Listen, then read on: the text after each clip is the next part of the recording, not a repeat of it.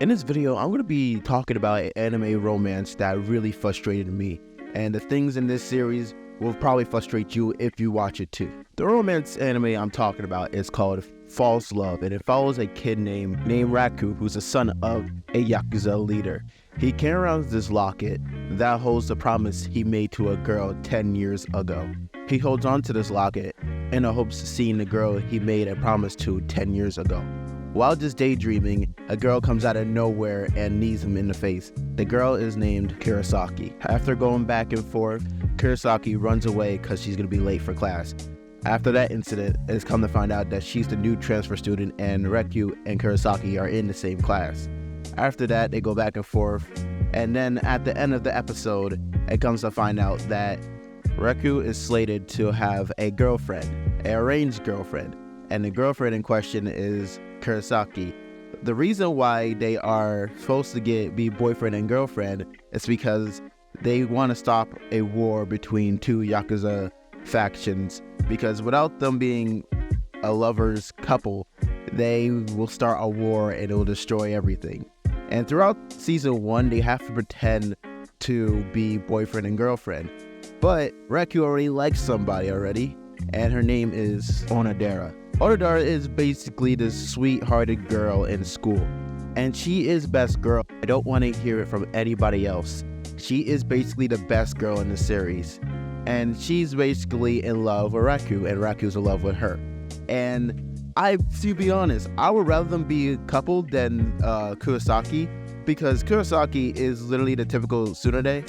She punches, she screams, she can't make up her feelings about Reku, and it's basically a rinse and repeat for the season 1 of the series.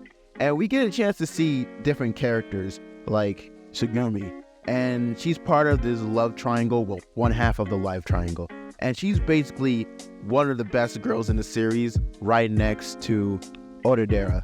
She is probably the best girl in this whole series. And there's another girl who comes into the mix. Her name is Tachibana. She is obsessed with Reku. She is obsessed with Reku. She lives and breathes Reku. And throughout this series, there's one common goal in this: to figure out which girl did Reku make the promise 10 years ago. And the 3 girls that he thinks that he made the promise to, well, actually, he did make the promise to, is Onodera, Tachibana, and Kurosaki. And they all had a promise made to them by a kid named Reku. And this whole series is basically who he made the promise to. And I have a theory, because I have not read the manga. I think he just made promises to each and every one of them just to be reunited once again as friends. I don't think there's any romance in it, but they just made it into romance. That's just my theory.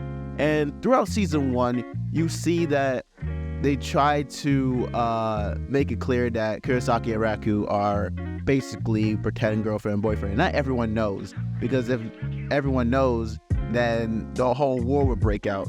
And Reku has feelings for Onodera, and he doesn't have feelings for Kurosaki. But in season 1, Kurosaki starts to have feelings for him. Before, it was just, I never had feelings for this bean sprout. And all of a sudden, she grows feelings for him. But in season 1, they focus more on Onodera and Raku's relationship more than Kurosaki's, because I feel like they're trying to tease us with the fact that he likes her and she likes him. So they're trying to tease us with that. And I feel like I would rather go with that situation than Kurosaki. I feel like when it comes to these harem animes, I hate it so much, because you obviously know who's going to win, who's the winner of the race, basically. And throughout this series, you get a chance to see that at least the author is not being really obvious who's going to win and who's going to get a chance to have a happy ending. And in this series, in season 1, they focus on the keys, and season 2, they do not focus on like the locket or anything. They have like a few sections of the locket. They're like, oh, here you guys, this is the main point of the story. It's basically just a useless plot to make the story go on even more. They totally forget about the locket. And speaking of season 2, season 2 was a whole lot of nothing, because Reku and Kurosaki's relationship grew more, I guess. I guess they had more time to grow and maybe have a connection, and we get a chance to get to meet different characters. But in season 2 was probably the letdown ever. I feel like they just didn't care about the plot at all when it comes to the locket or the promise 10 years ago. Season 1 was all about the locket and the 10-year-old promise. But in season 2, it was just basically a whole lot of nothing. It was a bunch of basically slice of life anime. It was nothing. It was a bunch of romance, but Orodera and Reku's relationship. But it wasn't really anything to write home about. Season 2 was basically the friend of Reku's love life. It was one episode where he has a crush on a teacher, and I was so mind blown because you wasted this whole episode on a crush on a teacher because she just announced that she got married. So he basically had a crush on a teacher, and I thought he had a crush on Orodera's friend. No, he has a crush on a teacher. So season 2 is basically a waste of time. I think I was harsh on the series before because I feel like season 2 was the beginning that I thought they're gonna put all the pieces together. No, they didn't. They didn't put any pieces together. They just wasted our time with just nonsense. But if you guys like this series, I guess you guys can go watch it.